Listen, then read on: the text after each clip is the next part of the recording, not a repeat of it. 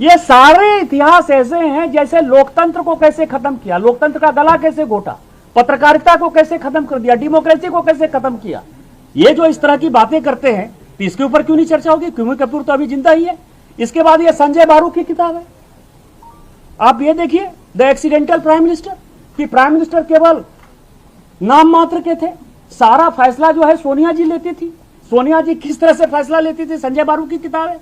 संजय बारू जिंदा है, इसके ऊपर क्यों नहीं चर्चा होगी कि आप कैसे, मतलब गांधी और नेहरू परिवार को लगता है कि वो राजा हैं और आज तक उनका राजशाही खत्म नहीं हुआ, इसके ऊपर क्यों नहीं चर्चा होगी। या द रेड साड़ी, ये किताब सोनिया जी के ऊपर, और ये किताब पहले बैन हो गया था लेकिन अब अवेलेबल है।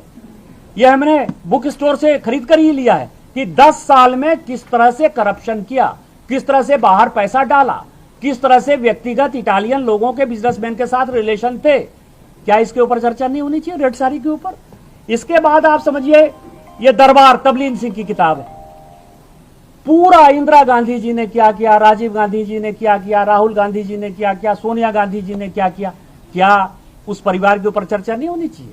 ये तबलीन सिंह जी की किताब है। ये किताब है चित्रा सुब्रमण्यम की, वो फोर्स गेट। आपको पता है कि इनकम टैक्स ने फाइनली कहा कि बिन चड्ढा ने पैसे लिए और उनसे इनकम टैक्स ने पैसे वापस लिए।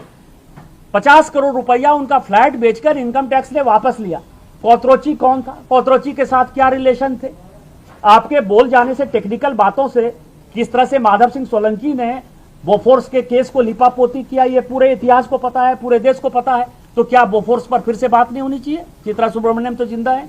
इसके बाद ये शशि थरूर की खुद ही किताब है, द ग्रेट इंडिया नॉवल, खुद की किताब है। उन्हीं से पूछना चाहिए कि उन्होंने गांधी नेहरू परिवार के बारे में क्या कहा है। अभी तो प्रेजेंट सांसद हैं, उन्हीं की किताब के ऊपर हम चर्चा करना चाहते हैं, वो भी चर्चा नहीं कर रहा है।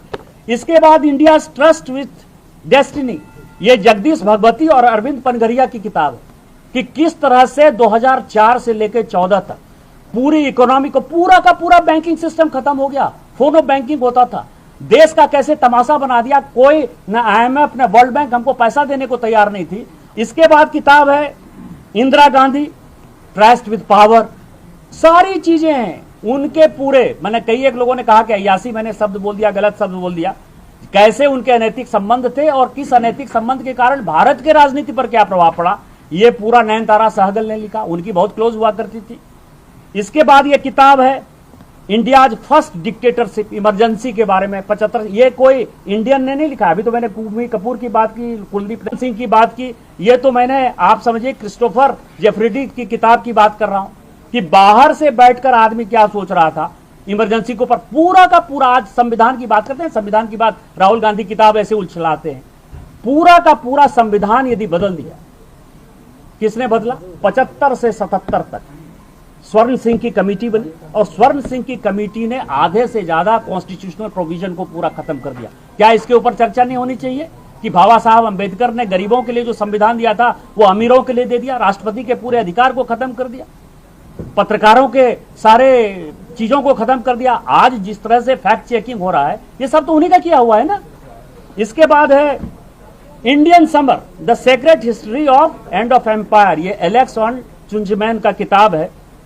ये आप देखिए कि माउंटबेटन क्या है, एडविना क्या है, ये उन्होंने लिखा। कुछ इंडियन पब्लिशर ने लिखे हैं कि पूरा भारत और पाकिस्तान बना कैसे, देश को डिवाइड करने के पीछे किस तरह की राजनीति थी, किस तरह से आज जो है चाइना को हमारे साथ ला दिया, कौन सी मैकमोहन लाइन थी, पूरा का पूरा नॉर्थ ईस्ट जो है कैसे, बर्मा को हमने कैसे अलग करने का 1935-36 में फैसला कर लिया। ये सारी चीजें जो है इसमें, इस पर चर्चा नहीं करोगे आप।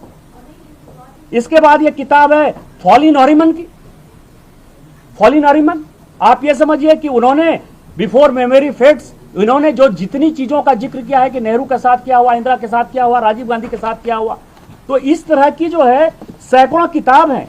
इसके बाद एक किताब है, आप समझिए कि 1962 वॉर के बाद जो है, ये सीक्रेट है जो आज तक बाहर नहीं निकला, जिसको कहते हैं कि हेनरी ब्रुक्स जो है, ये रिपोर्ट है 1962 वॉर की, जो ये